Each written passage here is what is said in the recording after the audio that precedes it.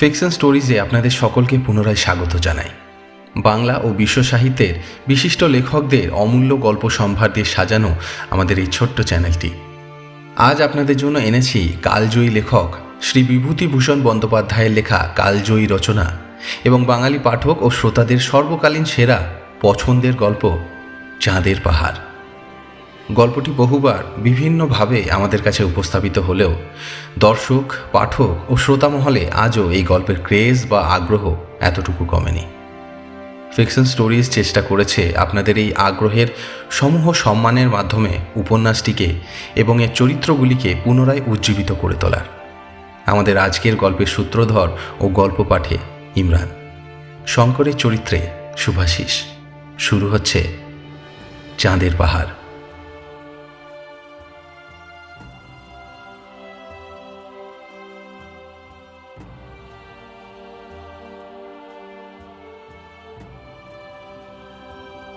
চাঁদের পাহাড় কোনো ইংরেজি উপন্যাসের অনুবাদ নয় বা ওই শ্রেণীর কোনো বিদেশি গল্পের ছায়াবলম্বনে লিখিত নয়।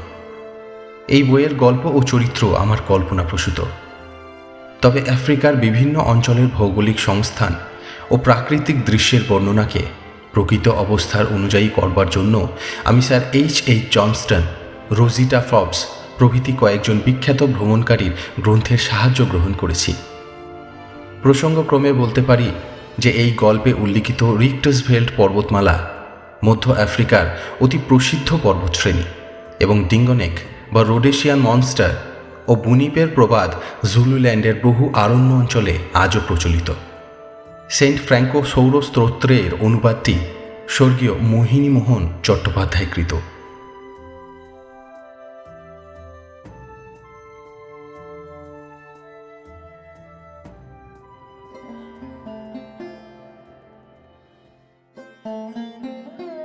শঙ্কর একেবারে অজপাড়াগাঁয়ের ছেলে। এইবার সে সবে FA পাস দিয়ে এসে গ্রামে বসেছে। কাজের মধ্যে সকালে বন্ধুবান্ধবদের বাড়িতে গিয়ে আড্ডা দেওয়া, দুপুরে আহার আনতে লম্বা ঘুম, বিকেলে পালঘাটের বাঁওড়ে মাছ ধরতে যাওয়া। সারা বৈশাখ এভাবে কাটবার পরে একদিন তার মা তাকে ডেকে বললেন, শোন, একটা কথা বলি শঙ্কর, তোর বাবার শরীর ভালো নয়।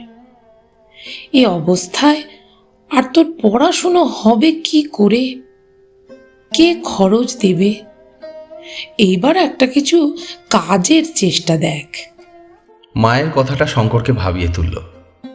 সত্যি তার বাবার শরীর আজ কমাস থেকে খুব খারাপ যাচ্ছে।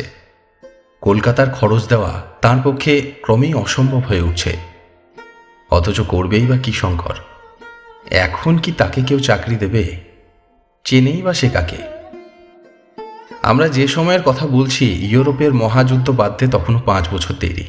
1909 সালের কথা। তখন চাকরির বাজার এতটা খারাপ ছিল না। শঙ্করদের গ্রামের এক ভদ্রলোক শ্যামনগরে না নৈহাটিতে পাটের কলে চাকরি করতেন। শঙ্করের মা তার স্ত্রীকে ছেলের চাকরির কথা বলে এলেন, যাতে তিনি স্বামীকে বলে শঙ্করের জন্য পাটের কলে একটা কাজ জোগাড় করে দিতে পারেন। ভদ্রলোক পরদিন বাড়ি বয়ে বলতে এলেন যে শঙ্করের চাকরির জন্য তিনি সাধ্যমতো চেষ্টা করবেন। শঙ্কর সাধারণ ধরনের ছেলে নয়। স্কুলে পড়বার সময় সে বরাবর খেলাধুলোতে প্রথম হয়ে এসেছে। সেবার মহকুমার এক্সিবিশনের সময় হাই জাম্পে সে প্রথম স্থান অধিকার করে মেডেল পায়। ফুটবলে অমন সেন্টার ফরওয়ার্ড এ অঞ্চলে তখন কেউ ছিল না। সাঁতার দিতে তার জুড়ি খুঁজে মেলা ভার। গাছে উঠতে, ঘোড়ায় চড়তে, বক্সিংয়ে সে অত্যন্ত নিপুণ। কলকাতায় পড়বার সময় YMCA-তে রীতিমতো বক্সিং অভ্যাস করেছে। এইসব কারণে পরীক্ষায় সে তত ভালো করতে পারেনি। 2য় বিভাগে উত্তীর্ণ হয়েছিল। কিন্তু তার একটি বিষয়ে অদ্ভুত জ্ঞান ছিল। তার বাতিক ছিল যত রাজ্যের ম্যাপ ঘাঁটা ও বড় বড় ভূগোলের বই পড়া। ভূগোলের অঙ্ক কষতে সে খুব মজবুত। আমাদের দেশের আকাশে যেসব নক্ষত্রমণ্ডল ওঠে তা সে প্রায় সবই চেনে। ওটা কালপুরুষ, ওটা সপ্তর্ষি, ওটা ক্যাসিওপিয়া, ওটা বৃশ্চিক, কোন মাসে কোনটা ওঠে, কোন দিকে ওঠে, সব ওর নখদর্পণে। আকাশের দিকে চেয়ে তখনই বলে দেবে। আমাদের দেশের বেশি ছেলে যে এসব জানে না এই কথা নিঃসন্দেহে বলা যেতে পারে। এবার পরীক্ষা দিয়ে কলকাতা থেকে আসবার সময়ে সে এক রাশ ওইসব বই কিনে এনেছে। নির্জনে বসে প্রায় পড়ে, আর কীভাবে ওই জানে। তারপর এলো তার বাবার অসুখ, সংসারের দারিদ্র্য এবং সঙ্গে সঙ্গে মায়ের মুখে পাটকলে চাকরি নেওয়ার জন্য অনুরোধ। কি করবে সে নিতান্ত নিরুপায়। মা বাপের মলিন মুখ সে দেখতে পারবে না, অগত্যা তাকে পাটের কলেই চাকরি নিতে হবে। কিন্তু জীবনের স্বপ্ন তাহলে ভেঙে যাবে। তাও সে যে না বোঝে এমন নয়। ফুটবলের নামকরা সেন্টার ফরওয়ার্ড, জেলার হাই জাম্প চ্যাম্পিয়ন, নামজাদা সাঁতারু শঙ্কর হবে কিনা শেষে পাটের কলের বাবু। নিকেলের বইয়ের আকারের কৌটোতে খাবার কি পান নিয়ে ঝাড়ন পকেটে করে তাকে সকালের ভোঁ বাজতেই ছুটতে হবে কলে। আবার 12টার সময় এসে দুটো খেয়ে নিয়েই আবার রওনা। ওদিকে সেই 6টার ভোঁ বাজলে ছুটি। তার তরুণ তাজা মন এর কথা ভাবতেই পারে না যে। ভাবতে গেলেই তার সারা দেহ মন বিদ্রোহী হয়ে ওঠে। রেসের ঘোড়া শেষকালে ছ্যাঁকড়া গাড়ি টানতে যাবে। সন্ধ্যার বেশি দেরি নেই। নদীর ধারে নির্জনে বসে বসে শঙ্কর এইসব কথাই ভাবছিল। তার মন উড়ে যেতে চায় পৃথিবীর দূর দূর দেশে, শত দুঃসাহসী কাজের মাঝখানে। লিভিংস্টোন, স্ট্যানলির মতো, Harry Johnston, Marco Polo, Robinson ক্রুশোর মতো। এর জন্য ছেলেবেলা থেকে সে নিজেকে তৈরি করেছে। যদিও একথা ভেবে দেখেনি অন্য দেশের ছেলেদের পক্ষে যা ঘটতে পারে বাঙালির ছেলের পক্ষে তা ঘটা একরকম অসম্ভব। তারা তৈরি হয়েছে কেরানি, স্কুলমাস্টার, ডাক্তার বা উকিল হওয়ার জন্য। অজ্ঞাত অঞ্চলের অজ্ঞাত পথে পাড়ি দেওয়ার আশা তাদের পক্ষে নিতান্তই দুরাশা। প্রদীপের মৃদু আলোয় সেদিন রাত্রে সে ওয়েস্টমার্কের বড় ভূগোলের বইখানা খুলে পড়তে বসল। এই বইখানার একটা জায়গা তাকে বড় মুগ্ধ করে। সেটা হচ্ছে প্রসিদ্ধ জার্মান ভূপর্যটক অ্যান্টন হাউটম্যান লিখিত আফ্রিকার একটা বড় পর্বত, মাউন্টেন অব দ্য মুন বা চাঁদের পাহাড় আরোহণের অদ্ভুত বিবরণ। কতবার সে এটা পড়েছে, পড়বার সময় কতবার ভেবেছে হের হাউটম্যানের মতো সেও একদিন যাবে মাউন্টেন অফ দি মুন জয় করতে। স্বপ্ন সত্যিকার চাঁদের পাহাড়ের মতোই দূরের জিনিস হয়ে থাকবে চিরকাল। চাঁদের পাহাড় বুঝি পৃথিবীতে নামে? সে রাত্রে বড় অদ্ভুত একটা স্বপ্ন দেখল সে। চারধারে ঘন বাঁশের জঙ্গল, বুনো হাতির দল মরমর করে বাঁশ ভাঙছে। সে আর একজন কে তার সঙ্গে দুজনে একটা প্রকাণ্ড পর্বতে উঠছে। চারিধারের দৃশ্য ঠিক হাউটম্যানের লেখা মাউন্টেন অফ দি মুনের দৃশ্যের মতো। সেই ঘন বাঁশবন, সেই পরগাছা ঝোলানো বড় বড় গাছ, নিচে পচা পাতার রাশ, মাঝে মাঝে পাহাড়ের খালি গা, আর দূরে গাছপালার ফাঁকে জ্যোৎস্নায় ধোয়া সাদা ধপধপে চির তুষারে ঢাকা পর্বত শিখরটি এক একবার দেখা যাচ্ছে, এক একবার বনের আড়ালে চাপা পড়ছে। পরিষ্কার আকাশে দু একটি তারা এখানে ওখানে। একবার সত্যিই সে যেন বুনো হাতির গর্জন শুনতে পেল। সমস্ত বনটা কেঁপে উঠল। এত বাস্তব বলে মনে হলো সেটা, যেন সেই ডাকেই তার ঘুম ভেঙে গেল। বিছানার ওপর উঠে বসল। ভোর হয়ে গেছে। জানলার ফাঁক দিয়ে দিনের আলো ঘরের মধ্যে এসেছে। উফ, কি স্বপ্নটাই দেখেছে সে। ভোরের স্বপ্ন নাকি সত্যি হয় বলে তো অনেকে। অনেকদিন আগেকার একটা ভাঙা পুরনো মন্দির আছে তাদের গাঁয়ে। 12 ভূঁইয়ার এক ভূঁইয়ার জামাই মদন রায় নাকি প্রাচীন দিনে এই মন্দির তৈরি করেন। এখন মদন রায়ের বংশে কেউ নেই। মন্দির ভেঙে চুড়ে গিয়েছে। অশ্বত্থ গাছ, বট গাছ গজিয়েছে কার্নিশে। কিন্তু যেখানে ঠাকুরের বেদি, তার উপরের খিলানটা এখনও ঠিক আছে। কোনো মূর্তি নেই, তবুও শনি মঙ্গলবারে পুজো হয়। মেয়েরা বেদিতে সিঁদুর চন্দন মাখিয়ে রেখে যায়। সবাই বলে ঠাকুর বড় জাগ্রত, যে যা মানত করে তাই হয়। শঙ্কর সেদিন স্নান করে উঠে মন্দিরের একটা বটের ঝুড়ির গায়ে একটা ঢিল ঝুলিয়ে কি প্রার্থনা জানিয়ে এলো। বিকেলে সে গিয়ে অনেকক্ষণ মন্দিরের সামনে তুরবা ঘাসের বনে বসে রইল। জায়গাটা পাড়ার মধ্যে হলেও বনে ঘেরা, কাছে একটা পোড়ো বাড়ি। এদের বাড়িতে একটা খুন হয়েছিল শঙ্করের শিশুকালে। সেই থেকে বাড়ির মালিক এই গ্রাম ছেড়ে অন্যত্র বাস করছেন। সবাই বলে জায়গাটায় ভূতের ভয়, একা বড় কেউ এদিকে আসে না। শঙ্করের কিন্তু এই নির্জন মন্দির প্রাঙ্গণের নিরালা বনে চুপ করে বসে থাকতে বড় ভালো লাগে। ওর মনে আজ ভোরের স্বপ্নটা দাগ কেটে বসে গিয়েছে। এই বনের মধ্যে বসে শঙ্করের আবার সেই ছবিটা মনে পড়ল। সেই মরমর করে বাঁশঝাড় ভাঙছে বুনো হাতির দল। পাহাড়ের অধিত্যকার নিবিড় বনে পাতালতার ফাঁকে ফাঁকে অনেক উঁচুতে পর্বতের জ্যোৎস্না পাণ্ডুর তুষারাবৃত শিখর দেশটা যেন কোন স্বপ্ন রাজ্যের সীমা নির্দেশ করছে। কত স্বপ্ন তো সে দেখেছে জীবনে, এত সুস্পষ্ট ছবি স্বপ্নে সে দেখেনি কখনো। এমন গভীর রেখাপাত করেনি কোনো স্বপ্ন তার মনে। সব মিথ্যে। তাকে যেতে হবে পাটের কলে চাকরি করতে, তাই তার ললাটলিপি নয় কি? কিন্তু মানুষের জীবনে এমন সব অদ্ভুত ঘটনা ঘটে যা উপন্যাসে ঘটাতে গেলে পাঠকেরা বিশ্বাস করতে চাইবে না, এসেই উড়িয়ে দেবে। শঙ্করের জীবনেও এমন একটি ঘটনা সম্পূর্ণ অপ্রত্যাশিতভাবে ঘটে গেল। সকালবেলা সে একটু নদীর ধারে বেরিয়ে এসে সবে বাড়িতে পা দিয়েছে। এমন সময়ে ওপাড়ার রামেশ্বর মুখুজ্জের স্ত্রী এক টুকরো কাগজ নিয়ে এসে তার হাতে দিয়ে বললেন, বাবা শঙ্কর, আমার জামাইয়ের খোঁজ পাওয়া গেছে অনেক দিন পরে। ভদ্রেশ্বরে ওদের বাড়িতে চিঠি দিয়েছে। কাল পিন্টু সেখান থেকে এসেছে। এই ঠিকানা তারা লিখে দিয়েছে। পড়ো তো বাবা।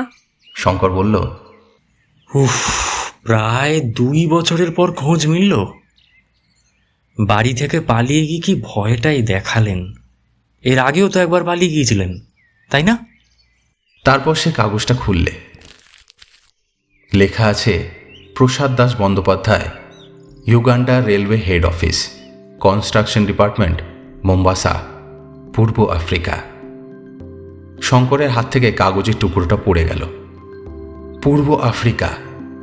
পালিয়ে মানুষে এত দূর যায়? তবে সে জানে ননিবালা দিদির এই স্বামী অত্যন্ত একরোখা ডান পিটে ও ভবঘুরে ধরনের। একবার এই গ্রামেই তার সঙ্গে শঙ্করের আলাপও হয়েছিল। শঙ্কর তখন এন্ট্রান্স ক্লাসে সবে উঠেছে। লোকটা খুব উদার প্রকৃতির, লেখাপড়া ভালোই জানে, তবে কোনো একটা চাকরিতে বেশি দিন টিকতে পারে না, উড়ে বেড়ানো স্বভাব। আর একবার পালিয়ে বারমানা কোচিন কোথায় যেন গিয়েছিলেন। এবারও বড় দাদার সঙ্গে কি নিয়ে মনোমালিন্য হওয়ার দরুন বাড়ি থেকে পালিয়েছিল। এ খবর শঙ্কর আগেই শুনেছিল। সেই প্রসাদবাবু পালিয়ে গিয়ে ঠেলে উঠেছে একেবারে পূর্ব আফ্রিকায়। রামেশ্বর মুখুজ্জের স্ত্রী ভালো বুঝতে পারলেন না তার জামাই কত দূর গিয়েছে। অতটা দূরত্বের তার ধারণা ছিল না। তিনি চলে গেলে শঙ্কর ঠিকানাটা নিজের নোট বইয়ে লিখে রাখল এবং সেই সপ্তাহের মধ্যেই প্রসাদবাবুকে একখানা চিঠি দিল। শঙ্করকে তাঁর মনে আছে কি? তার শ্বশুরবাড়ির গাঁয়ে ছেলে সে, এবার FA পাস দিয়ে বাড়িতে বসে আছে। তিনি কি একটা চাকরি করে দিতে পারেন তার রেলের মধ্যে? যত দূরে হয় সে যাবে। 1.5 মাস পরে যখন শঙ্কর প্রায় হতাশ হয়ে পড়েছে চিঠির উত্তর প্রাপ্তির সম্বন্ধে, তখন একখানা খামের চিঠি এলো শঙ্করের নামে। তাতে লেখা আছে, মোম্বাসা, 2 নম্বর পোর্ট স্ট্রিট। প্রিয় শঙ্কর, তোমার পত্র পেয়েছি। তোমাকে আমার খুব মনে আছে। কবজির জোরে তোমার কাছে সেবার হেরে গিয়েছিলুম, সে কথা ভুলিনি। তুমি আসবে এখানে? চলে এসো। তোমার মতো ছেলে যদি বাইরে না বেরোবে তবে কে আর বেরোবে? এখানে নতুন রেল তৈরি হচ্ছে, আরও লোক নেবে। যত তাড়াতাড়ি পারো এসো। তোমার কাজ জুটিয়ে দেওয়ার ভার আমি নিচ্ছি। তোমাদের প্রসাদ দাস বন্দ্যোপাধ্যায়। শঙ্করের বাবা চিঠি দেখে খুব খুশি। যৌবনে তিনিও নিজে ছিলেন ডান পিটে ধরনের লোক। ছেলে পাটের কলে চাকরি করতে যাবে তার এতে মত ছিল না। শুধু সংসারের অভাব অনটনের দরুনই শঙ্করের মায়ের মতে সাই দিতে বাধ্য হয়েছিলেন। এর মাসখানেক পরে শঙ্করের নামে এক টেলিগ্রাম এলো ভদ্রেশ্বর থেকে। সেই জামাইটি দেশে এসেছেন সম্প্রতি। শঙ্কর যেন গিয়ে তার সঙ্গে দেখা করে টেলিগ্রাম পেয়েই। তিনি আবার মুম্বাসায় ফিরবেন দিন 20 মধ্যে। শঙ্করকে তাহলে সঙ্গে করে তিনি নিয়ে যেতে পারেন।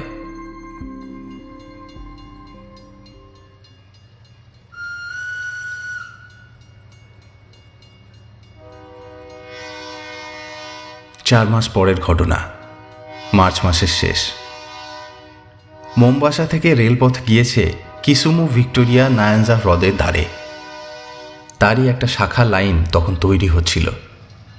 জায়গাটা মোম্বাসা থেকে 350 মাইল পশ্চিমে। ইউগান্ডা রেলওয়ের নুটসবার্গ স্টেশন থেকে 72 মাইল দক্ষিণ পশ্চিম কোণে। এখানে শঙ্কর কনস্ট্রাকশন ক্যাম্পের কেরানি ও সরকারি স্টোর কিপার হয়ে এসেছে। থাকে ছোট্ট একটা তাঁবুতে। তার আশেপাশে অনেক তাঁবু। এখানে এখনও বাড়িঘর তৈরি হয়নি বলে তাঁবুতেই সবাই থাকে। তাঁবুগুলো একটা খোলা জায়গায় চক্রাকারে সাজানো। তাদের চারিধারে ঘিরে বহু দূরব্যাপী মুক্ত প্রান্তর, দীর্ঘ দীর্ঘ ঘাসে ভরা, মাঝে মাঝে গাছ। তাঁবুগুলোর ঠিক গায়েই খোলা জায়গায় শেষ সীমায় একটা বড় বাওবাব গাছ, আফ্রিকার বিখ্যাত গাছ। শঙ্কর কতবার ছবিতে দেখেছে। এবার সত্যিকার বাওবাব দেখে শঙ্করের যেন আশ মেটে না। নতুন দেশ, শঙ্করের তরুণ তাজা মন সেই ইউগান্ডার এই নির্জন মাঠ ও বনে নিজের স্বপ্নের সার্থকতাকে যেন খুঁজে পেল। কাজ শেষ হয়ে যেতেই সে তাঁবু থেকে রোজ বেরিয়ে পড়ত। যেদিকে দুচোখ যায় সেদিকে বেড়াতে বার হতো। পূবে, পশ্চিমে, দক্ষিণে, উত্তরে সব দিকেই লম্বা লম্বা ঘাস। কোথাও মানুষের মাথা সমান উঁচু, কোথাও তার চেয়ে উঁচু। কনস্ট্রাকশন তাঁবুর ভারপ্রাপ্ত ইঞ্জিনিয়ার সাহেব একদিন শঙ্করকে ডেকে বললেন, শোনো রায়, ওরকম এখানে বেরিও না। বিনা বন্দুকে এখানে এক পাও যেও না। প্রথমত এই ঘাসের জমিতে পথ হারাতে পারো। পথ হারিয়ে লোক এসব জায়গায় মারাও গিয়েছে জলের অভাবে। আর দ্বিতীয়ত, ইউগান্ডা সিংহের দেশ। এখানে আমাদের সারা শব্দ আর হাতুড়ি ঠোকার আওয়াজে সিংহ হয়তো একটু দূরে চলে গিয়েছে, কিন্তু ওদের বিশ্বাস নেই। খুব সাবধান, এসব অঞ্চল মোটেই নিরাপদ নয়। একদিন দুপুরের পরে কাজকর্ম বেশ পুরো দমে চলছে। হঠাৎ তাঁবু থেকে কিছু দূরে লম্বা ঘাসের জমির মধ্যে মনুষ্য কণ্ঠের আর্তনাদ শোনা গেল। সবাই সেদিকে ছুটে গেল ব্যাপার কি দেখতে। শঙ্করও ছুটল। ঘাসের জমি পাতি পাতি করে খোঁজা হলো, কিছুই নেই সেখানে। কিসের চিৎকার তবে? ইঞ্জিনিয়ার সাহেব এলেন। কুলিদের নাম ডাকা হলো। দেখা গেল একজন কুলি অনুপস্থিত। অনুসন্ধানে জানা গেল সে একটু আগে ঘাসের বনের দিকে কি কাজে গিয়েছিল। তাকে ফিরে আসতে কেউ দেখেনি। খোঁজাখুঁজি করতে করতে ঘাসের বনের বাইরে বালির উপরে কটা সিংহের পায়ের দাগ পাওয়া গেল। সাহেব বন্দুক নিয়ে লোকজন সঙ্গে পায়ের দাগ দেখে দেখে অনেক দূর গিয়ে একটা বড় পাথরের আড়ালে হতভাগ্য কুলির রক্তাক্ত দেহ বার করলেন। তাকে তাঁবুতে ধরাধরি করে নিয়ে আসা হলো, কিন্তু সিংহের কোনো চিহ্ন মিলল না। লোকজনের চিৎকারে সে শিকার ফেলে পালিয়েছে। সন্ধ্যার পূর্বেই কুলিটা মারা গেল। তাঁবুর চারিপাশের লম্বা ঘাস অনেক দূর পর্যন্ত কেটে সাফ করে দেওয়া গেল পরদিনই। দিন কতক সিংহের কথা ছাড়া তাঁবুতে কারো কোনো গল্পই নেই। তারপর মাসখানেক পরে ঘটনাটা পুরনো হয়ে গেল।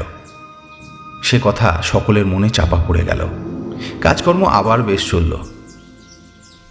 সেদিন দিনে খুব গরম। সন্ধ্যার একটু পরেই কিন্তু ঠান্ডা পড়ল। কুলিদের তাঁবুর সামনে অনেক কাঠকুটো জ্বালিয়ে আগুন করা হয়েছে। সেখানে তাঁবুর সবাই গোল হয়ে গল্পগুজব করছে। শঙ্করও সেখানে আছে। সে ওদের গল্প শুনছে এবং অগ্নিকুণ্ডের আলোতে কেনিয়া মর্নিং নিউজ পড়ছে। খবরের কাগজখানা 5 দিনের পুরনো, কিন্তু এই জনহীন প্রান্তরে তবু এখানেতে বাইরের দুনিয়ার যা কিছু একটু খবর পাওয়া যায়। তিরুমলাপ্পা বলে একজন মাদ্রাজি কেরানির সঙ্গে শঙ্করের খুব বন্ধুত্ব হয়েছিল। তিরুমল তরুণ যুবক, বেশ ইংরাজি জানে, মনেও খুব উৎসাহ। সে বাড়ি থেকে পালিয়ে এসেছে অ্যাডভেঞ্চারের নেশায়। শঙ্করের পাশে বসে সে আজ সন্ধ্যা থেকে ক্রমাগত দেশের কথা, তার বাপ মায়ের কথা, তার ছোট বোনের কথা বলছে। ছোট বোনকে সে বড় ভালোবাসে। বাড়ি ছেড়ে এসে তার কথাই তিরুমলের বড় মনে হয়। একবার সে দেশের দিকে যাবে সেপ্টেম্বর মাসের শেষে। মাস 2 ছুটি মঞ্জুর করবে না সাহেব? ক্রমে রাত বেশি হলো। মাঝে মাঝে আগুন নিভে যাচ্ছে, আবার কুলিরা তাতে কাঠকুটো ফেলে দিচ্ছে। আরও অনেকে উঠে শুতে গেল। কৃষ্ণপক্ষের ভাঙা চাঁদ ধীরে ধীরে দূর দিগন্তে দেখা দিল। সমগ্র প্রান্তর জুড়ে আলো আঁধারে লুকোচুরি আর বুনো গাছের দীর্ঘ দীর্ঘ ছায়া। শঙ্করের ভারী অদ্ভুত মনে হচ্ছিল বহুদূর বিদেশের এই স্তব্ধ রাত্রির সৌন্দর্য। কুলিদের ঘরের একটা খুঁটিতে হেলান দিয়ে এক দৃষ্টে সে সমুদ্রের বিশাল জনহীন তৃণভূমির আলো আধার মাখা রূপের দিকে চেয়ে চেয়ে কত কি ভাবছিল। এই বাউবাব গাছটার ওদিকে অজানা দেশের সীমা কেপটাউন পর্যন্ত বিস্তৃত।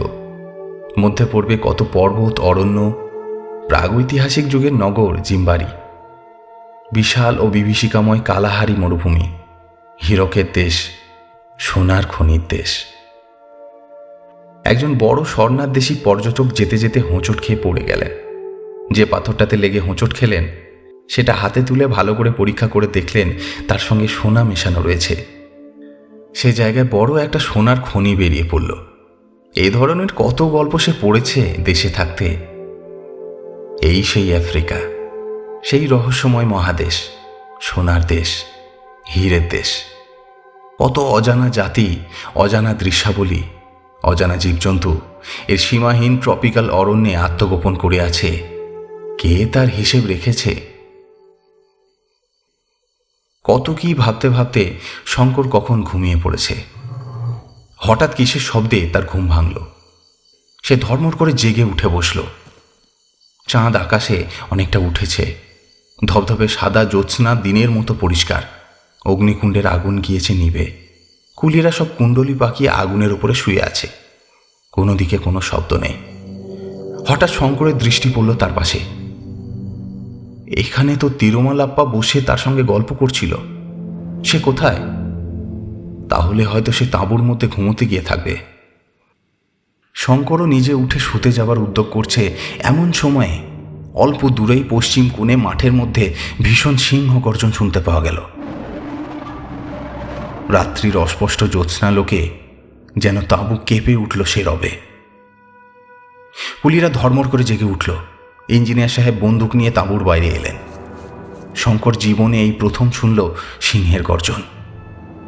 সেই দিক দিশাহীন তৃণভূমির মধ্যে শেষ রাত্রের জ্যোৎস্নায় সেই গর্জন যে কি এক অনির্দেশ্য অনুভূতি তার মনে জাগালো, তা ভয় নয়, সে এক রহস্যময় ও জটিল মনোভাব। একজন বৃদ্ধ মাসাই কুলি ছিল তাঁবুতে। সে বললে, সিংহ লোক মেরেছে, লোক না মারলে এমন গর্জন করবে না। তাঁবুর ভেতর থেকে তিরুমলের সঙ্গী এসে হঠাৎ জানালে তিরুমলের বিছানা শূন্য। সে তাঁবুর মধ্যে কোথাও নেই। কথাটা শুনে সবাই চমকে উঠল। শঙ্কর নিজে তাঁবুর মধ্যে ঢুকে দেখে এলো সত্যি সেখানে কেউ নেই। তখনই কুলিরা আলো জেলে লাঠি নিয়ে বেরিয়ে পড়ল। সব তাঁবুগুলোতে খোঁজ করা হলো। নাম ধরে চিৎকার করে ডাকাডাকি করলে সবাই। তিরুমলের কোনো সাড়া মিলল না। তিরুমল যেখানটাতে শুয়েছিল সেখানটাতে ভালো করে দেখা গেল তখন একটা কোনো ভারী জিনিসকে টেনে নিয়ে যাওয়ার দাগ মাটির ওপর সুস্পষ্ট। ব্যাপারটা বুঝতে কারো দেরি হলো না। বাউবাব গাছের কাছে তিরুমলের জামার হাতার খানিকটা টুকরো পাওয়া গেল। ইঞ্জিনিয়ার সাহেব বন্দুক নিয়ে আগে আগে চললেন। শঙ্কর তার সঙ্গে চলল। কুলিরা তাদের অনুসরণ করতে লাগলো। সে গভীর রাত্রে তাঁবু থেকে দূরে মাঠে চারিদিকে অনেক জায়গা খোঁজা হলো। তিরুমলের দেহের কোনো সন্ধান মিলল না। এবার আবার সিংহ গর্জন শোনা গেল, কিন্তু দূরে, যেন এই নির্জন প্রান্তরের অধিষ্ঠাত্রী কোনো রহস্যময়ী রাক্ষসীর বিকট চিৎকার। মাসাই কুলিটা বলল, সিংহ দেহ নিয়ে চলে যাচ্ছে, কিন্তু ওকে নিয়ে আমাদের ভুগতে হবে। আরও অনেকগুলো মানুষও ঘায়েল না করে ছাড়বে না, সবাই সাবধান। যে সিংহ একবার মানুষ খেতে শুরু করে সে অত্যন্ত ধূর্ত হয়ে ওঠে। রাত যখন 3টে তখন সবাই ফিরল তাঁবুতে। বেশ ফুটফুটে জ্যোৎস্নায় সারা মাঠ আলো হয়ে উঠেছে। আফ্রিকার এই অংশে পাখি বড় একটা দেখা যায় না দিনমানে, কিন্তু এক ধরনের রাত্রিচর পাখির ডাক শুনতে পাওয়া যায় রাত্রে। সে সুর অপার্থিব ধরনের মিষ্ট। এইমাত্র সেই পাখি কোন গাছের মাথায় বহু দূরে ডেকে উঠল। মনটা এক মুহূর্তে উদাস করে দেয়। শঙ্কর ঘুমোতে গেল না, আর সবাই তাঁবুর মধ্যে শুতে গেল, কারণ পরিশ্রম কারো কম হয়নি। তাঁবুর সামনে কাঠকুটো জ্বালিয়ে প্রকাণ্ড অগ্নিকুণ্ড করা হলো। শঙ্কর সাহস করে বাইরে বসতে অবশ্যই পারলে না, এইরকম দুঃসাহসের কোনো অর্থ হয় না।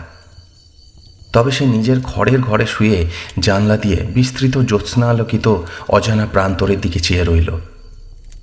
মনে কি এক অদ্ভুত ভাব। তিরুমলের অদৃষ্ট লিপি এই জন্যই বোধহয় তাকে আফ্রিকায় টেনে এনেছিল।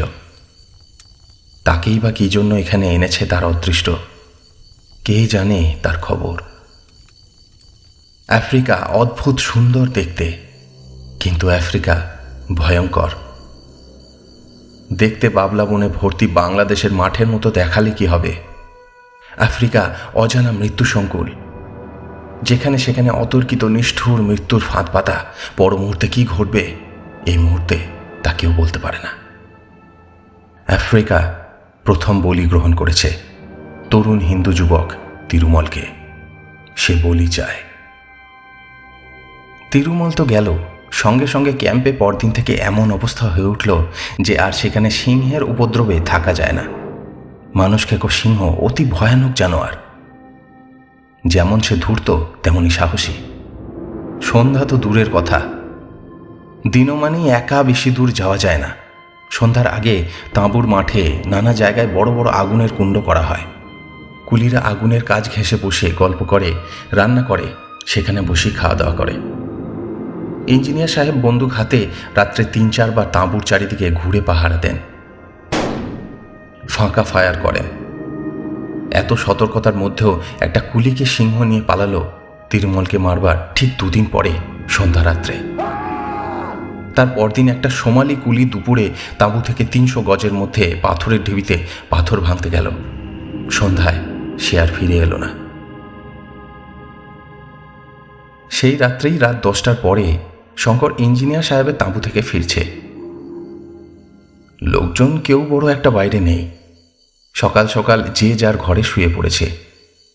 কেবল এখানে ওখানে 2-একটা নির্বাপিত প্রায় অগ্নিকুণ্ড। দূরে শেয়াল ডাকছে। শেয়ালের ডাক শুনলেই শঙ্করের মনে হয় সে বাংলাদেশের পাড়াগাঁয়ে আছে। চোখ বুজে সে নিজের গ্রামটা ভাববার চেষ্টা করে।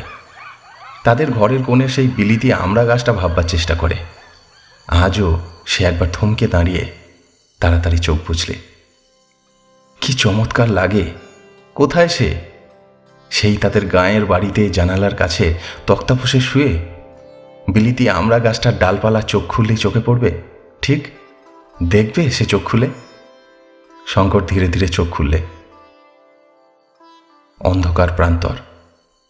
দূরে সেই বড় বাউবাউ গাছটা অস্পষ্ট অন্ধকারে দৈত্যের মতো দাঁড়িয়ে আছে। হঠাৎ তার মনে হলো সামনের একটা ছাতার মতো গোল খড়ের নিচু চালের উপর কি একটা যেন নড়ছে। পরক্ষণে সে ভয় ও বিস্ময়ে কাঠ হয়ে গেল। প্রকাণ্ড একটা সিংহ খড়ের চাল থাবা দিয়ে খুঁচিয়ে গর্ত করবার চেষ্টা করছে ও মাঝে মাঝে নাকটা চালের গর্তের কাছে নিয়ে গিয়ে কিসের যেন ঘ্রাণ নিচ্ছে। তার কাছ থেকে চালাটার দূরত্ব বড় জোর 20 হাত। শঙ্কর বুঝল সে ভয়ানক বিপদগ্রস্ত। সিংহ চালায় খড় খুঁচিয়ে গর্ত করতে ব্যস্ত। সেখান দিয়ে ঢুকে সে মানুষ নেবে। শঙ্করকে সে এখনো দেখতে পায়নি। তাঁবুর বাইরে কোথাও লোক নেই। সিংহের ভয়ে বেশি রাত্রে কেউ বাইরে থাকে না। নিজে সে সম্পূর্ণ নিরস্ত্র, একগাছা লাঠি পর্যন্ত নেই হাতে। শঙ্কর নিঃশব্দে পিছু হতে লাগলো ইঞ্জিনিয়ারের তাঁবুর দিকে, সিংহের দিকে চোখ রেখে। 1 মিনিট, 2 মিনিট। নিজের স্নায়ুমণ্ডলীর উপর যে তার এত কর্তৃত্ব ছিল তা এর আগে শঙ্কর জানত না। একটা ভীতিসূচক শব্দ তার মুখ দিয়ে বেরুলো না বা সে হঠাৎ পিছু ফিরে দৌড় দেওয়ার চেষ্টাও করল না। ইঞ্জিনিয়ারের তাঁবুর পর্দা উঠিয়ে সে ঢুকে দেখল সাহেব টেবিলে বসে তখনও কাজ করছে। সাহেব ওর রকম সকম দেখে বিস্মিত হয়ে কিছু জিজ্ঞেস করবার আগেই ও বলল, সাহেব, সিংহ। সাহেব লাফিয়ে উঠল। কই? কোথায়? বন্দুকের র্যাকে একটা .375 ম্যানলিকার রাইফেল ছিল। সাহেব সেটা নামিয়ে নিল, শঙ্করকে আরেকটা রাইফেল দিল। দুজনে তাঁবুর পর্দা তুলে আস্তে আস্তে বাইরে এলো। একটু দূরেই কুলি লাইনে সেই গোল চালা, কিন্তু চালার উপর কোথায় সিংহ? শঙ্কর আঙুল দিয়ে দেখিয়ে বলল, এইমাত্র দেখে গেলাম স্যার, ওই চালাটার ওপর সিংহ থাবা দিয়ে খড় খোঁচাচ্ছিল। পালিয়েছে। জাগাও সবাইকে। একটু পরে তাঁবুতে মহা শোরগোল পড়ে গেল। লাঠি, সরকি, গাঁতি, মুগুর নিয়ে কুলির দল হল্লা করে বেরিয়ে পড়ল। খোঁজ খোঁজ চারিদিকে। খড়ের চালে সত্যি ফুটো দেখা গেল, সিংহের পায়ে দাগও পাওয়া গেল, কিন্তু সিংহ উধাও হয়েছে। আগুনের কুণ্ডে বেশি করে কাঠ ও শুকনো খড় ফেলে আগুন আবার জ্বালানো হলো। সে রাত্রে অনেকেরই ভালো ঘুম হলো না, কিন্তু তাঁবুর বাইরেও বড় একটা কেউ রইল না। শেষ রাত্রের দিকে শঙ্কর নিজের তাঁবুতে শুয়ে একটু ঘুমিয়ে পড়েছিল। একটা মহা শোরগোলের শব্দে তার ঘুম ভেঙে গেল। মাসাই কুলিরা সিম্বা সিম্বা বলে চিৎকার করছে। দুবার বন্দুকের আওয়াজ হলো।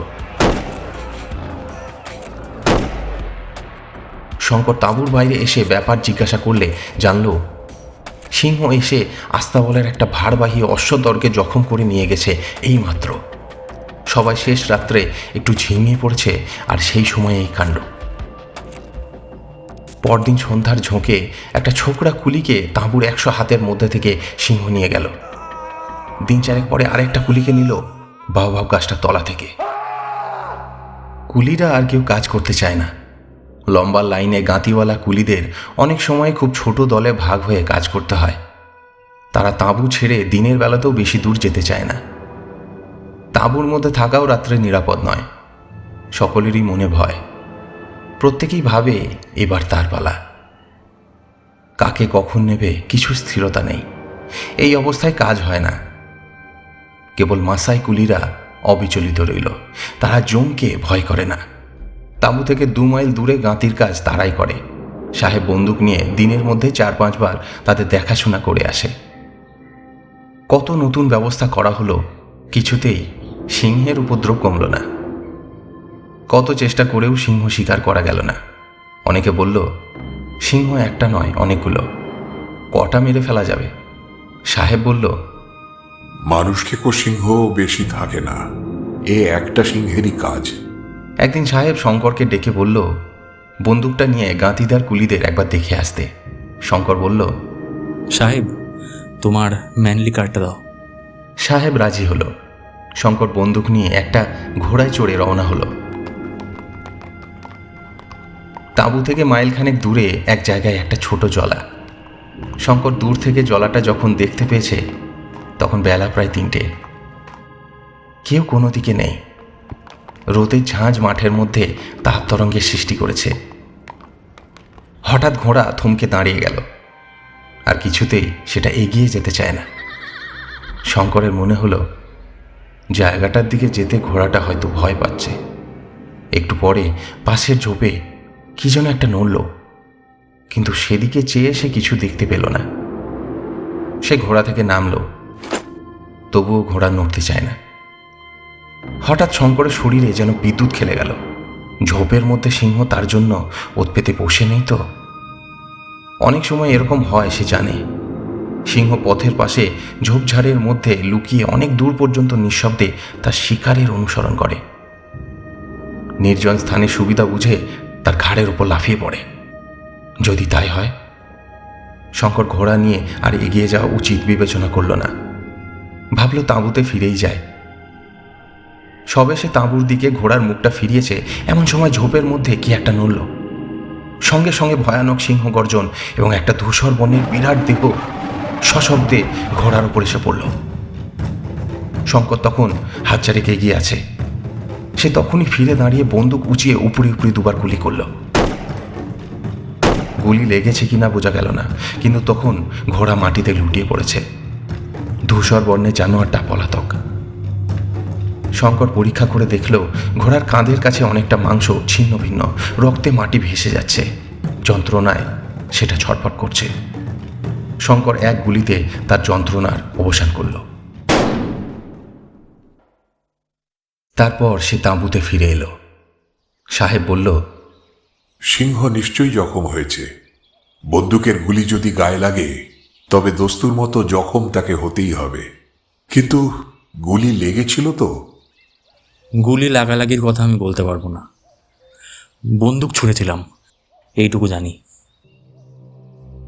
লোকজন নিয়ে খোঁজাখুঁজি করে 2-3 দিনেও কোনো আহত বা মৃত সিংহের সন্ধান কোথাও পাওয়া গেল না।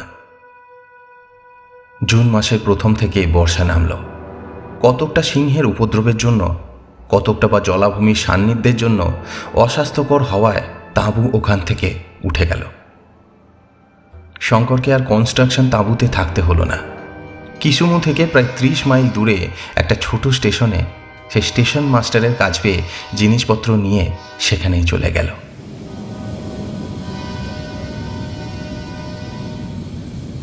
নতুন পদ পেয়ে উৎফুল্ল মনে শঙ্কর যখন স্টেশনটাতে এসে নামল, তখন বেলা 3টে হবে।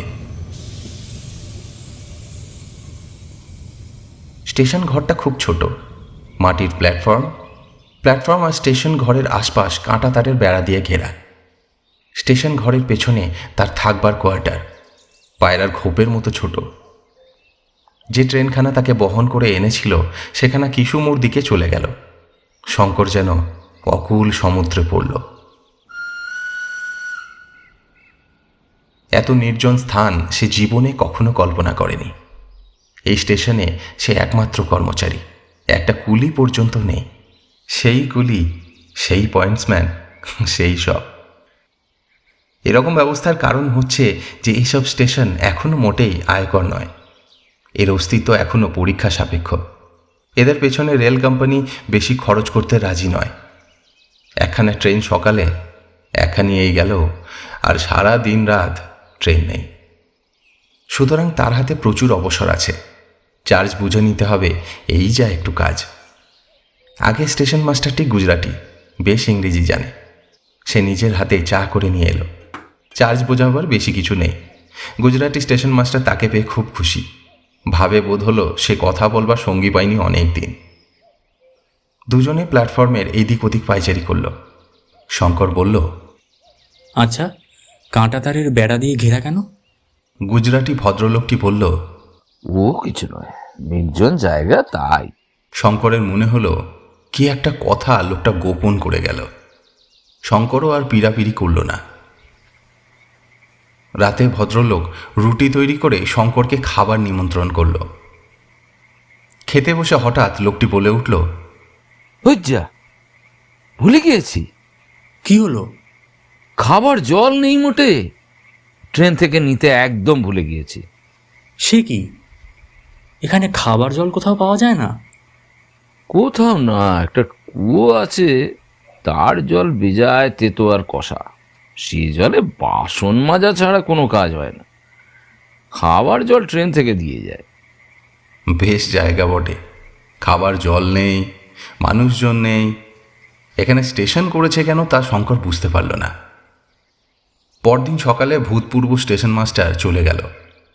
শঙ্কর পড়ল একা। নিজের কাজ করে, রাঁধে খায়, ট্রেনের সময় প্ল্যাটফর্মে গিয়ে দাঁড়ায়। দুপুরে বই পড়ে কি বড় টেবিলটাতে শুয়ে ঘুমোয়। বিকেলের দিকে ছায়া পড়লে প্ল্যাটফর্মে পাইচারি করে। স্টেশনের চারিধার ঘিরে ধুধু সীমাহীন প্রান্তর, দীর্ঘ ঘাসের বন, মাঝে উইক, বাবলা গাছ, দূরে পাহাড়ের সারি সারা চক্রবাল জুড়ে। ভারী সুন্দর দৃশ্য। গুজরাটি লোকটি ওকে বারণ করে গিয়েছিল একা যেন এইসব মাঠে সে না বেড়াতে বার হয়। শঙ্কর বলেছিল, কেন? সে প্রশ্নের সন্তোষজনক উত্তর গুজরাটি ভদ্রলোকটির কাছ থেকে পাওয়া যায়নি, কিন্তু তার উত্তর অন্য দিক থেকে সে রাত্রেই মিলল। সকাল রাতেই আহারাদি সেরে শঙ্কর স্টেশন ঘরে বাতি জ্বালিয়ে বসে ডায়েরি লিখছে। স্টেশন ঘরেই সে শোবে। সামনের কাজ বসানো দরজাটি বন্ধ আছে, কিন্তু আগল দেওয়া নেই। কিসের শব্দ শুনে সে দরজার দিকে চেয়ে দেখে দরজার ঠিক বাইরে কাঁচে নাক লাগিয়ে প্রকাণ্ড একটা সিংহ। শঙ্কর কাঠের মতো বসে রইল। দরজা একটু জোর করে ঠেললেই খুলে যাবে, সেও সম্পূর্ণ নিরস্ত্র। টেবিলের উপর কেবল কাঠের রুলটা মাত্র। সিংহটা কিন্তু কৌতূহলের সঙ্গে শঙ্কর ও টেবিলের কেরোসিন বাতিটার দিকে চেয়ে চুপ করে দাঁড়িয়ে রইল। খুব বেশিক্ষণ ছিল না, হয়তো মিনিট 2। কিন্তু শঙ্করের মনে হলো সে আর সিংহটা কতকাল ধরে পরস্পরের দিকে চেয়ে দাঁড়িয়ে আছে। তারপর সিংহ ধীরে ধীরে অনাসক্তভাবে দরজা থেকে সরে গেল। শঙ্কর হঠাৎ যেন চেতনা ফিরে পেল। সে তাড়াতাড়ি গিয়ে দরজার আগলটা তুলে দিল। এতক্ষণে সে বুঝতে পারল স্টেশনের চারিদিকে কাঁটা তারের বেড়া কেন আছে। কিন্তু শঙ্কর একটু ভুল করেছিল। সে আংশিকভাবে বুঝেছিল মাত্র, বাকি উত্তরটা পেতে 2-1 দিন বিলম্ব হলো। সেটা এলো অন্য দিক থেকে। পরদিন সকালে ট্রেনের গার্ডকে সে রাত্রের ঘটনাটা বলল। গার্ড লোকটি ভালো, সব শুনে বলল, এইসব অঞ্চলে সর্বত্রই এমন অবস্থা। এখান থেকে 12 মাইল দূরে আরেকটা তোমার মতো ছোট স্টেশন আছে, সেখানেও এই দশা। এখানে তো যে কাণ্ড। সে কি একটি কথা বলতে যাচ্ছিল, কিন্তু হঠাৎ কথা বন্ধ করে ট্রেনে উঠে পড়ল।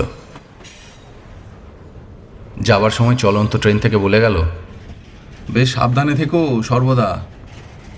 শঙ্কর চিন্তিত হয়ে পড়ল। এরা কি কথাটা চাপা দিতে চায়? সিংহ ছাড়া আরও কিছু আছে নাকি? যা হোক, সেদিন থেকে শঙ্কর প্ল্যাটফর্মে স্টেশন ঘরের সামনে রোজ আগুন জ্বালিয়ে রাখে। সন্ধ্যার আগেই দরজা বন্ধ করে স্টেশন ঘরে ঢোকে। অনেক রাত পর্যন্ত বসে পড়াশোনা করে বা ডায়েরি লেখে। রাতের অভিজ্ঞতা অদ্ভুত। বিস্তৃত প্রান্তরে ঘন অন্ধকার নামে। প্ল্যাটফর্মের ইউকা গাছটার ডালপালার মধ্যে দিয়ে রাত্রি বাতাস বেঁধে কেমন একটা শব্দ হয়। মাঠের মধ্যে প্রহরে প্রহরে শেয়াল ডাকে। একদিন গভীর রাতে দূরে কোথায় সিংহের গর্জন শুনতে পাওয়া যায়। অদ্ভুত জীবন। ঠিক এই জীবনই সে চেয়েছিল। এই তার রক্তে আছে। এই জনহীন প্রান্তর, এই রহস্যময়ী রাত্রি, অচেনা নক্ষত্রে ভরা আকাশ, এই বিপদের আশঙ্কা, এই তো জীবন। শান্ত নিরাপদ জীবন, নিরীহ কেরানির জীবন হতে পারে, তার নয়। সেদিন বিকেলে ট্রেন রওনা করে দিয়ে সে নিজের কোয়ার্টারের রান্নাঘরে ঢুকতে যাচ্ছে, এমন সময় খুঁটির গায়ে কি একটা দেখে সে 3 হাত লাফ দিয়ে পিছিয়ে এলো। প্রকাণ্ড একটা হলদে খরিশ গোখরো তাকে দেখে ফোনা উদ্যত করে খুঁটি থেকে প্রায় 1 হাত বাইরে মুখ বাড়িয়ে আছে। আর 2 সেকেন্ড পরে যদি শঙ্করের চোখ সেদিকে পড়ত, তাহলে না, এখন সাপটাকে মারবার কি করা যায়। কিন্তু সাপটা পর মুহূর্তেই খুঁটি বেয়ে উপরে খড়ের চালের মধ্যে গিয়ে লুকিয়ে পড়ল। বেশ কাণ্ড বটে। ওই ঘরে গিয়ে শঙ্করকে এখন ভাত রাঁধতে বসতে হবে। এই সিংহ নয় যে দরজা বন্ধ করে আগুন জ্বেলে রাখবে। খানিকটা ইতস্তত করে শঙ্কর অগত্যা রান্নাঘরে ঢুকল এবং কোনো রকমে তাড়াতাড়ি রান্না সেরে সন্ধ্যা হবার আগেই খাওয়া দাওয়া সাঙ্গ করে সেখান থেকে বেরিয়ে স্টেশন ঘরে এলো। কিন্তু স্টেশন ঘরেই বা বিশ্বাস কি? সাপ কখন কোন ফাঁক দিয়ে ঘরে ঢুকবে তাকে কি আর ঠেকিয়ে রাখা যাবে? পরদিনে সকালে ট্রেনে গার্ডের গাড়ি থেকে একটা নতুন কুলি তার রসদের বস্তা নামিয়ে দিতে এলো। সপ্তাহে 2 দিন মোসাম্বা থেকে চাল আর আলু রেল কোম্পানি এইসব নির্জন স্টেশনের কর্মচারীদের পাঠিয়ে দেয়। মাসিক বেতন থেকে এর দাম কেটে নেওয়া হয়। যে কুলিটা রসদের বস্তা নামিয়ে দিতে এলো সে ইন্ডিয়ান, গুজরাট অঞ্চলে বাড়ি। সে বস্তাটা নামিয়ে কেমন যেন অদ্ভুতভাবে চাইল শঙ্করের দিকে, এবং পাছে শঙ্কর তাকে কিছু জিজ্ঞাসা করে এই ভয়েই যেন তাড়াতাড়ি গাড়িতে গিয়ে উঠে পড়ল। কুলির সে দৃষ্টি শঙ্করের চোখ এড়ায়নি। কি রহস্য জড়িত আছে যেন এই জায়গাটার সঙ্গে। কেউ তা ওর কাছে প্রকাশ করতে চায় না। প্রকাশ করা যেন বারণ আছে। ব্যাপার কি? দিন 2 পরে ট্রেন পাস করে সে নিজের কোয়ার্টারে ঢুকতে যাচ্ছে। আরেকটু হলে সাপের ঘাড়ে পা দিয়েছিল আর কি। সেই খরিশ গোখরো সাপ। পূর্বদৃষ্ট সাপটাও হতে পারে। নতুন একটা যে নয় তারও কোনো প্রমাণ নেই।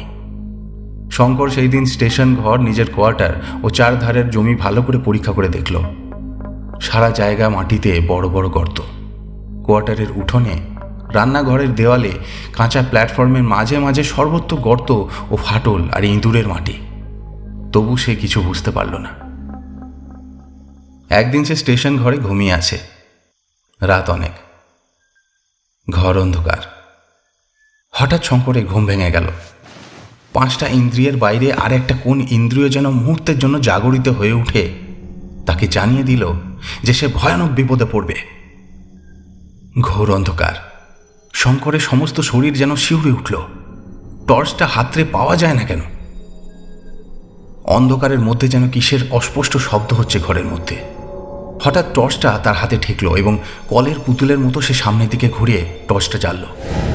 সঙ্গে সঙ্গে সে ভয়ে বিস্ময়ে কাঠ হয়ে টর্চটা ধরে বিছানার ওপরেই বসে রইল।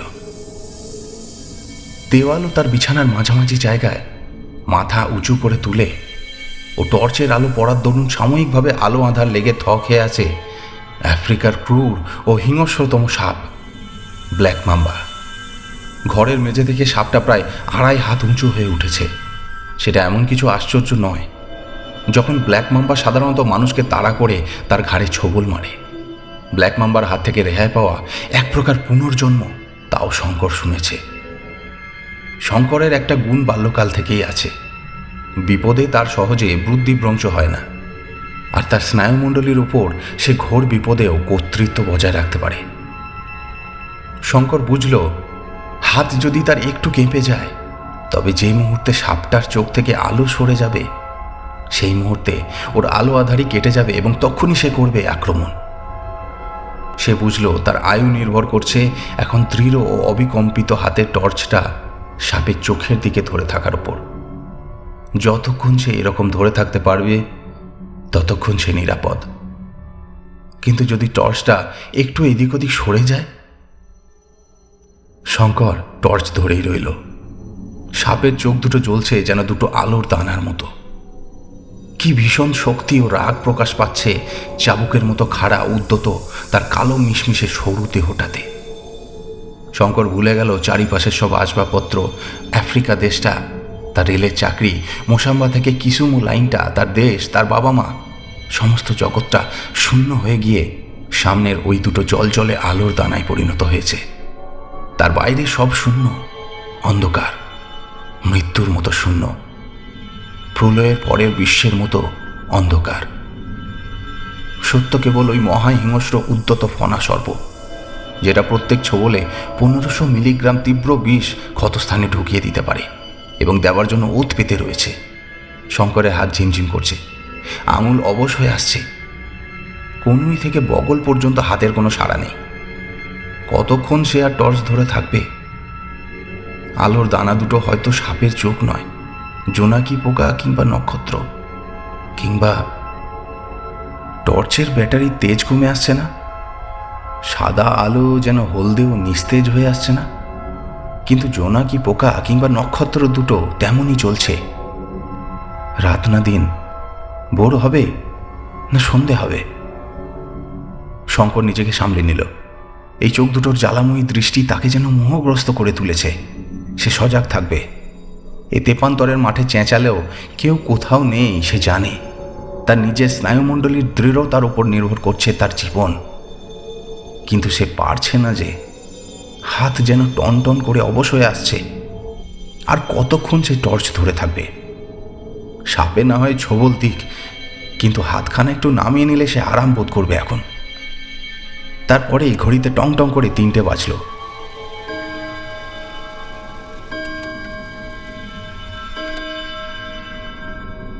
ঠিক রাত 3টে পর্যন্তই বোধহয় শঙ্করের আয়ু ছিল, কারণ 3টে বাজবার সঙ্গে সঙ্গে তার হাত কেঁপে উঠে নড়ে গেল।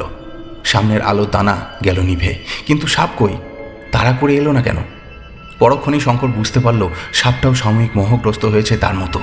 এই অবসর বিদ্যুতের চেয়েও বেগে সে টেবিল থেকে এক লাফ মেরে অন্ধকারের মধ্যে দরজার আগল খুলে ফেলে দরজার বাইরে বেরিয়ে গিয়ে দরজাটা বাইরে থেকে বন্ধ করে দিল।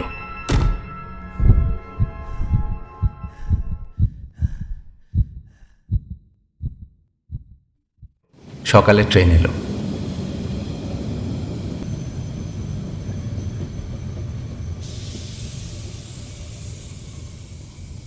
শঙ্কর বাকি রাতটা প্ল্যাটফর্মেই কাটিয়েছে।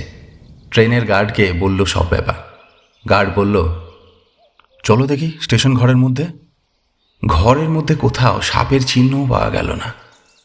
গার্ড লোকটা ভালো, বলল, বলি তবে শোনো, খুব বেঁচে গিয়েছো কাল রাত্রে। এতদিন কথাটা তোমায় বলিনি, পাছে ভয় পাও।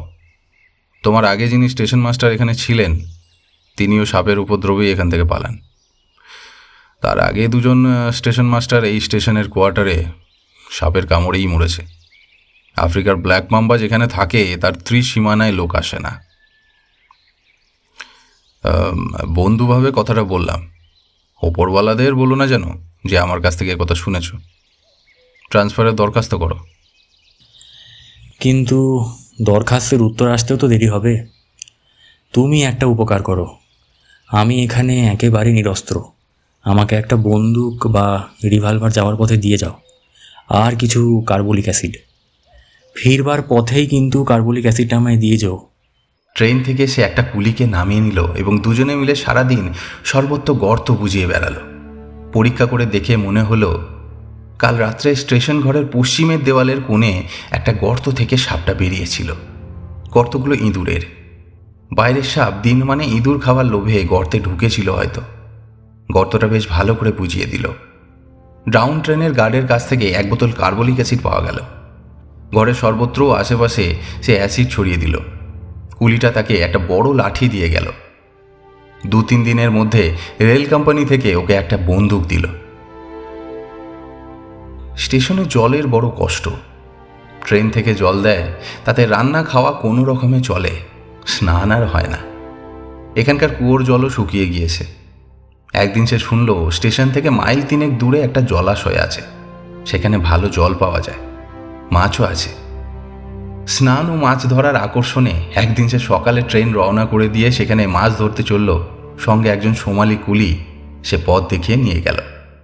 মাছ ধরবার সাজ সরঞ্জাম মোম্বাসা থেকে আনিয়ে নিয়েছিল। জলাশয়টা মাঝারি গোছের, চারিধারে উঁচু ঘাসের বন, ইউকা গাছ, নিকটেই একটা অনুচ্চ পাহাড়। জলে সে স্নান সেরে উঠে ঘণ্টা 2 ছিপ ফেলে ট্যাংরা জাতীয় ছোট ছোট মাছ অনেকগুলি পেল। মাছ অদৃষ্টে জোটেনি অনেক দিন, কিন্তু আর বেশি দেরি করা চলবে না, কারণ আবার বিকেল 4টের মধ্যে স্টেশনে পৌঁছানো চাই, বিকেলে ট্রেন পাস করাবার জন্য। প্রায় সে মাঝে মাঝে মাছ ধরতে যায়। কোনো দিন সঙ্গে লোক থাকে, প্রায় একা যায়। স্নানের কষ্টও ঘুচেছে। গ্রীষ্মকাল ক্রমেই প্রখর হয়ে উঠল।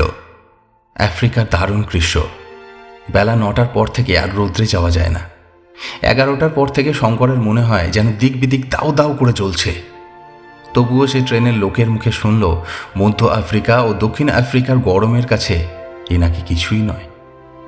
শীঘ্রই এমন একটা ঘটনা ঘটল যা থেকে শঙ্করের জীবনের গতি মোড় ঘুরে অন্য পথে চলে গেল। একদিন সকালের দিকে শঙ্কর মাছ ধরতে গিয়েছিল। যখন ফিরছে তখন বেলা 3টে। স্টেশন যখন আর মাইলটাক আছে তখন শঙ্করের কানে গেল সেই রৌদ্রদগ্ধ প্রান্তরের মধ্যে কে যেন কোথায় অস্ফুট আর্তস্বরে কি বলছে। একটু জল। কোন দিক থেকে স্বরটা আসছে লক্ষ্য করে কিছু দূর যেতেই দেখল একটা ইউকা গাছের নিচে স্বল্পমাত্র ছায়াটুকুতে কে একজন বসে আছে। শঙ্কর দ্রুত পদে তার নিকটে গেল। লোকটা ইউরোপিয়ান, পরনে তালি দেওয়া ছিন্ন ও মলিন কোট প্যান্ট, এক মুখ লাল দাড়ি, বড় বড় চোখ, মুখের গড়ন বেশ সুশ্রী, দেহ বেশ বলিষ্ঠ ছিল বোঝা যায়, কিন্তু সম্ভবত রোগে কষ্টে ও অনাহারে বর্তমানে শীর্ণ। লোকটা গাছের গুঁড়িতে হেলান দিয়ে অবসন্নভাবে পড়ে আছে। তার মাথার মলিন ছোলার টুপিটা একদিকে গড়িয়ে পড়েছে মাথা থেকে, পাশে একটা খাকি কাপড়ের বড় ঝোলা। শঙ্কর ইংরাজিতে জিজ্ঞেস করল, হে কি অবস্থা? তুমি কোথা থেকে আসছো? লোকটা কথার উত্তর না দিয়ে মুখের কাছে হাত নিয়ে গিয়ে জলপানের ভঙ্গি করে বলল, একটু জল, একটু জল। এখানে তো জল নেই, আমার ওপর ভর দিয়ে স্টেশন পর্যন্ত আসতে পারবে? অতি কষ্টে খানিকটা ভর দিয়ে এবং শেষের দিকে একরকম শঙ্করের কাঁধে চেপে লোকটা প্ল্যাটফর্মে পৌঁছল। ওকে আনতে গিয়ে দেরি হয়ে গেল। বিকেলে ট্রেন ওর অনুপস্থিতিতেই চলে গিয়েছে। ও লোকটাকে স্টেশন ঘরে বিছানা পেতে শোয়ালো, জল খাইয়ে সুস্থ করলো, কিছু খাদ্যও এনে দিল। সে খানিকটা চাঙ্গা হয়ে উঠল বটে, কিন্তু শঙ্কর দেখল লোকটার ভারী জ্বর হয়েছে। অনেক দিনের অনিয়মে, পরিশ্রমে, অনাহারে তার শরীর একেবারে ভেঙে গিয়েছে। 2-4 দিনে সে সুস্থ হবে না। লোকটা একটু করে পরিচয় দিল। তার নাম দিয়েগো অ্যালভারেজ, জাতে পর্তুগিজ, তবে আফ্রিকার সূর্য তার বর্ণ তামাটে করে দিয়েছে। রাত্রে ওকে স্টেশনে রাখল শঙ্কর, কিন্তু ওর অসুখ দেখে সে পড়ে গেল বিপদে। এখানে ওষুধ নেই, ডাক্তার নেই। সকালের ট্রেন মোম্বাসার দিকে যায় না।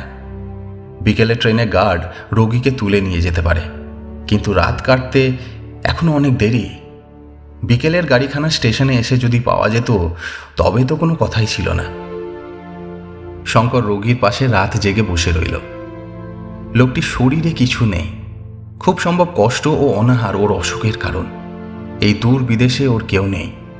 শঙ্কর না দেখলে ওকে দেখবে কে? বাল্যকাল থেকেই পরের দুঃখ সহ্য করতে পারে না সে।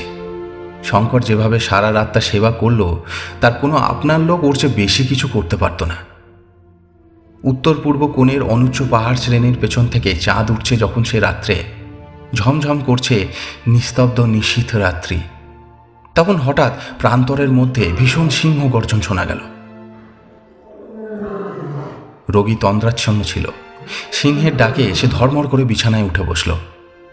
শঙ্কর বলল, ভয় নেই, শুয়ে থাকো। বাইরে সিংহ ডাকছে, ভেতর থেকে দরজা বন্ধ আছে, শুয়ে থাকো। তারপর শঙ্কর আস্তে আস্তে দরজা খুলে প্ল্যাটফর্মে এসে দাঁড়ালো। দাঁড়িয়ে চারিধারে দেখা মাত্রই যেন সে রাত্রির অপূর্ব দৃশ্য তাকে মুগ্ধ করে ফেলল। চাঁদ উঠছে দূরের আকাশ প্রান্তে। ইউকা গাছের লম্বা লম্বা ছায়া পড়েছে পূব থেকে পশ্চিমে। ঘাসের বন যেন রহস্যময় নিষ্পন্দ। সিংহ ডাকছে স্টেশনের কোয়ার্টারের পেছনে প্রায় 500 গজের মধ্যে। কিন্তু সিংহের ডাক আজকাল গা সওয়া হয়ে উঠেছে। ওতে ওর আগের মতো ভয় পায় না। রাত্রির সৌন্দর্য এত আকৃষ্ট করেছে ওকে যে ও সিংহের সান্নিধ্য যেন ভুলে গেল। ফিরে ও স্টেশন ঘরে ঢুকল। টং টং করে ঘড়িতে 2টো বেজে গেল।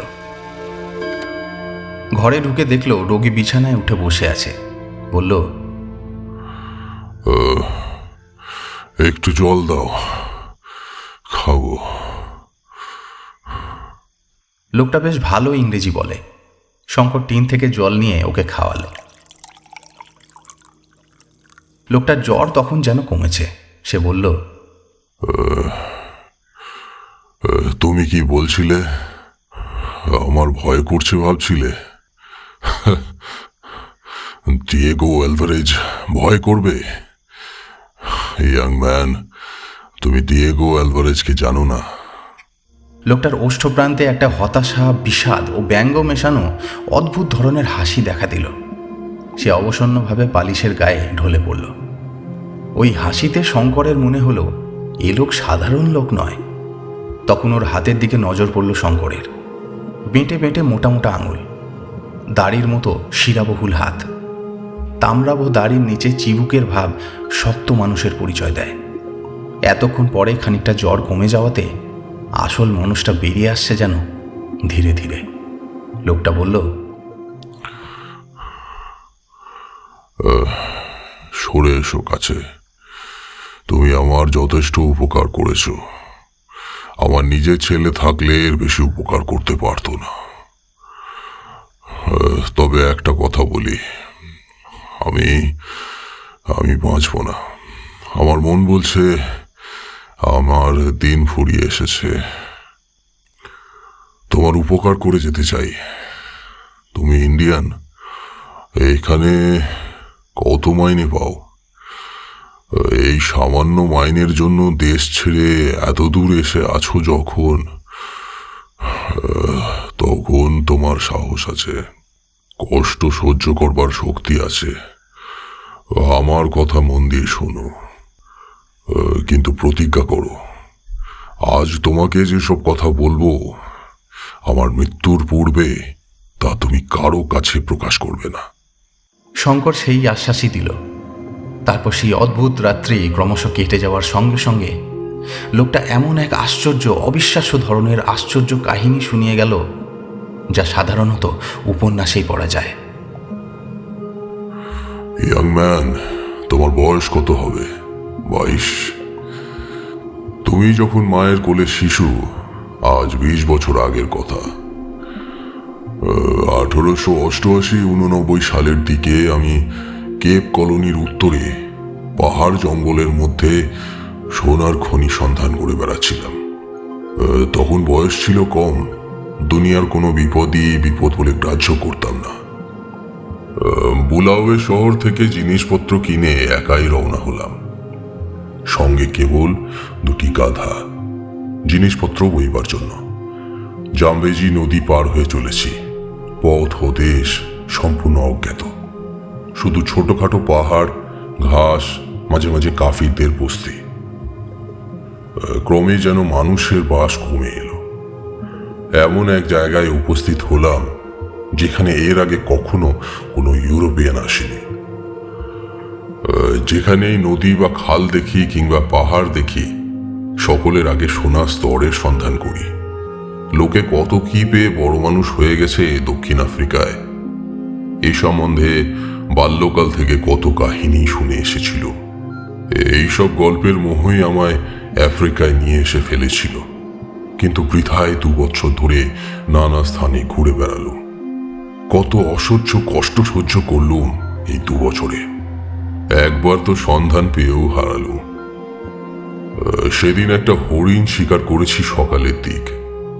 তাঁবু খাটিয়ে মাংস রান্না করে শুয়ে পড়লুম দুপুরবেলায়, কারণ দুপুরের রোদে পথ চলা সেসব জায়গায় একরকম অসম্ভব। 115 ডিগ্রি থেকে 130 ডিগ্রি পর্যন্ত উত্তাপ হয় গ্রীষ্মকালে।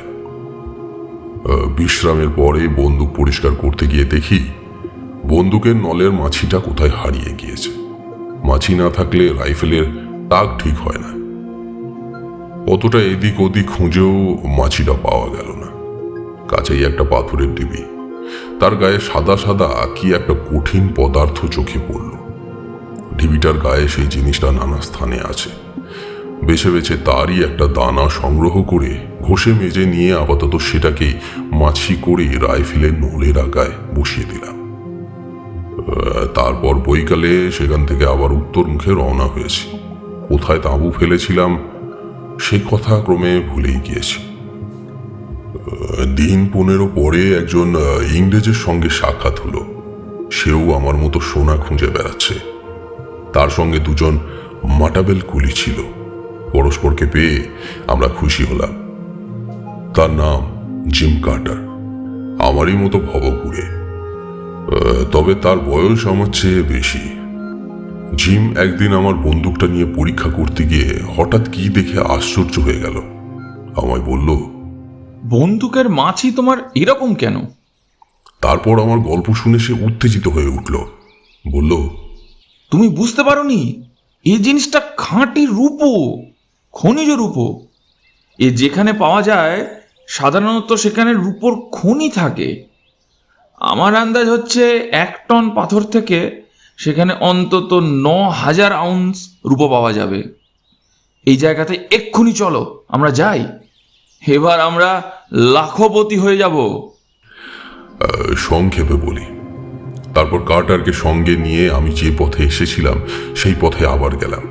কিন্তু 4 মাস ধরে কত চেষ্টা, কত অসহ্য কষ্ট পেয়েও, কতবার বিরাট দিক দিশাহীন মরুভূমির ভেল্ডের মধ্যে হারিয়ে মৃত্যুর দ্বার পর্যন্ত পৌঁছেও কিছুতেই আমি সেই স্থান নির্ণয় করতে পারলাম না। যখন সেখান থেকে সেবার তাঁবু উঠিয়ে নিয়েছিলাম, অত লক্ষ্য করিনি জায়গাটা। আফ্রিকার ভেল্ডে কোনো চিহ্ন বড় একটা থাকে না যার সাহায্যে পুরনো জায়গা খুঁজে বের করা যায়। সবই যেন একরকম। অনেকবার হয়রান হয়ে শেষে আমরা রূপোর খনির আশা ত্যাগ করে কুয়াই নদীর দিকে চললাম। জিম কার্টার আমাকে আর ছাড়ল না। তার মৃত্যু পর্যন্ত আমার সঙ্গী ছিল। তার সে শোচনীয় মৃত্যুর কথা ভাবলে এখনো আমার কষ্ট হয়।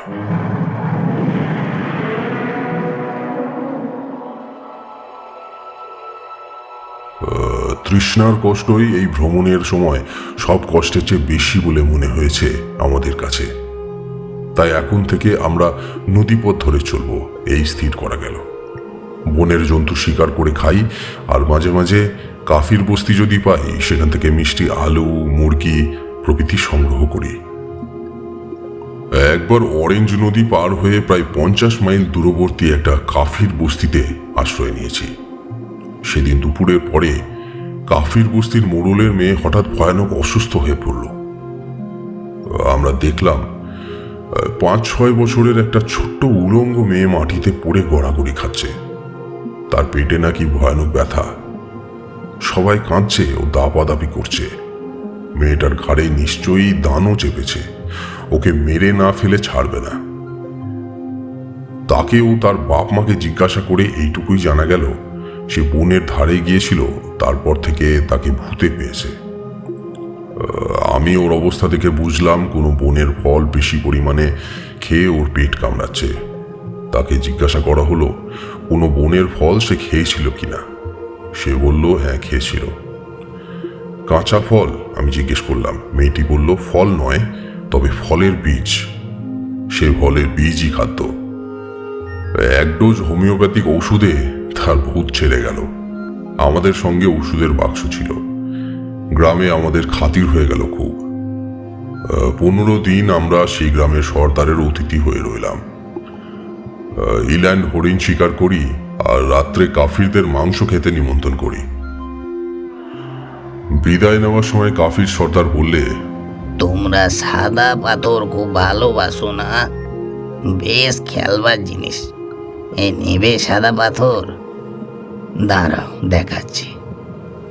একটু পরে সে একটা ডুমুর ফলের মতো বড় সাদা পাথর আমাদের হাতে এনে দিল। জিম ও আমি বিস্ময়ে চমকে উঠলাম। জিনিসটা হীরক। খনি বা খনির উপরকার উপলাকীর্ণ মৃত্তিকা স্তর থেকে প্রাপ্ত পালিশ না করা হীরক খণ্ড।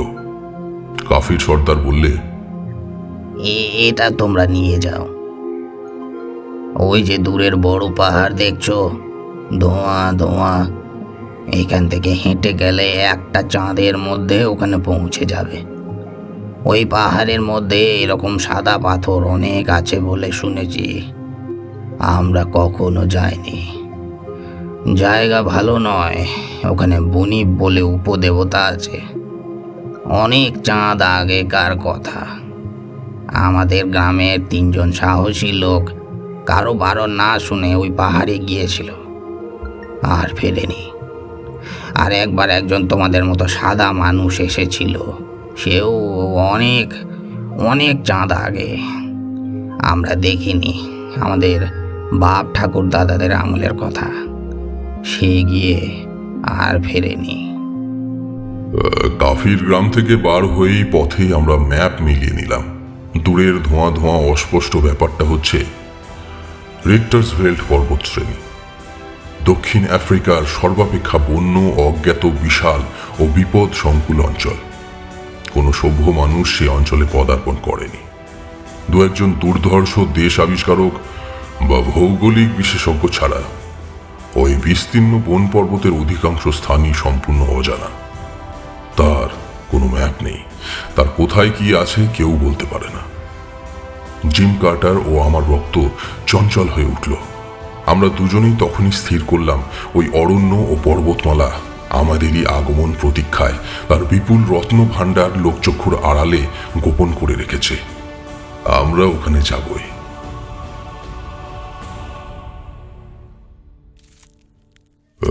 কাফির গ্রাম থেকে রওনা হওয়ার প্রায় 17 দিন পরে আমরা পর্বত শ্রেণীর পাদদেশের নিবিড় বনে প্রবেশ করলাম।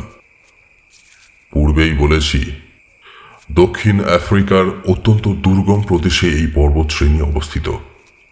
ওই জঙ্গলের কাছাকাছি কোনো কাফির বস্তি পর্যন্ত আমাদের চোখে পড়ল না।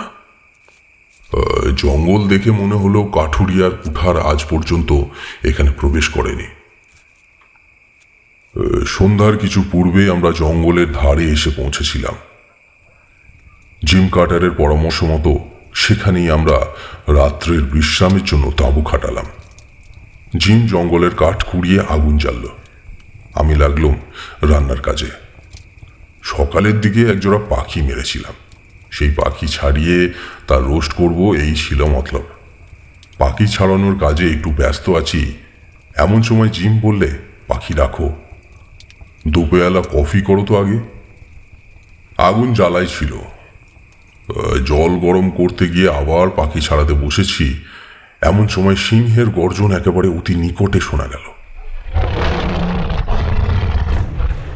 জিম বন্দুক নিয়ে বেরোলো। আমি বললাম, অন্ধকার হয়ে আসছে, বেশি দূর যেও না।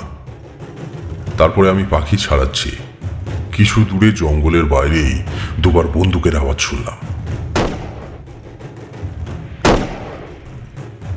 একটুখানি থেমে আবার আরেকটা আওয়াজ, তারপরেই সব চুপ। মিনিট 10 কেটে গেল।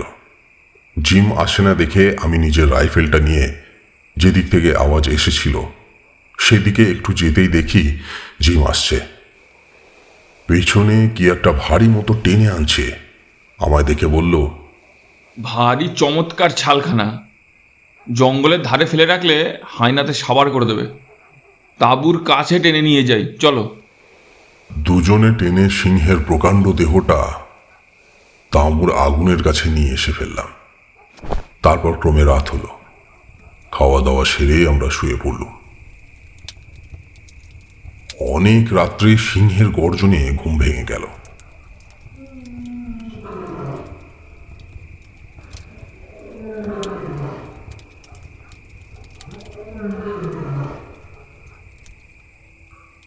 তাঁবু থেকে অল্প দূরেই সিংহ ডাকছে। অন্ধকারে বোঝা গেল না ঠিক কত দূরে। আমি রাইফেল নিয়ে বিছানায় উঠে বসলাম। জিম শুধু একবার বললে, সন্ধেবেলার সেই সিংহটা জুড়ি। বলেই সে নির্বিকারভাবে পাশ ফিরে শুয়ে ঘুমিয়ে পড়ল। আমি তাঁবুর বাইরে এসে দেখি আগুন নিভে গেছে। পাশে কাঠকুটো ছিল, তাই দিয়ে আবার জোর করে আগুন জ্বাললাম। তারপরে আবার এসে শুয়ে পড়লাম। পরদিন সকালে উঠে জঙ্গলের মধ্যে ঢুকে গেলাম। কিছু দূর গিয়ে জন কয়েক কাফিরের সঙ্গে দেখা হলো। তারা হরিণ শিকার করতে এসেছে। আমরা তাদের তামাকের লোভ দেখিয়ে কুলি ও পথপ্রদর্শক হিসেবে সঙ্গে নিতে চাইলাম। তারা বলল, তোমরা জানো না তাই ও কথা বলছো, এই জঙ্গলে মানুষ আসে না, যদি বাঁচতে চাও তো ফিরে যাও। ওই পাহাড়ের শ্রেণী অপেক্ষাকৃত নিচু, ওটা পার হয়ে মধ্যে খানিকটা সমতল জায়গা আছে, ঘন বনে ঘেরা। তার ওদিকে আবার এর চেয়ে উঁচু পর্বত শ্রেণী। ওই বনের মধ্যে সমতল জায়গাটা বড় বিপজ্জনক, ওখানে বুনিপ থাকে।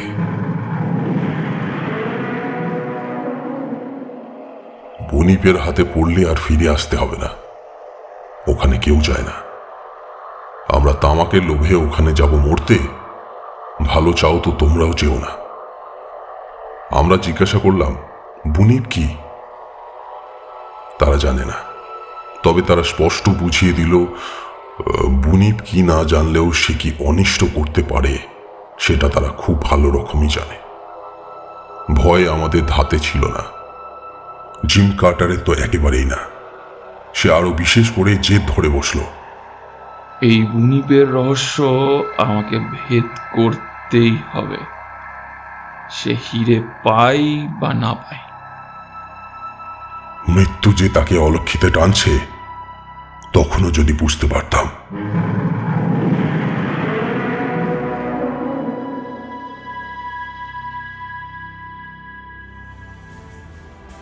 শুনছিলেন কালজয়ী লেখক শ্রী বিভূতিভূষণ বন্দ্যোপাধ্যায়ের লেখা কালজয়ী রচনা চাঁদের পাহাড় এর প্রথম পর্ব।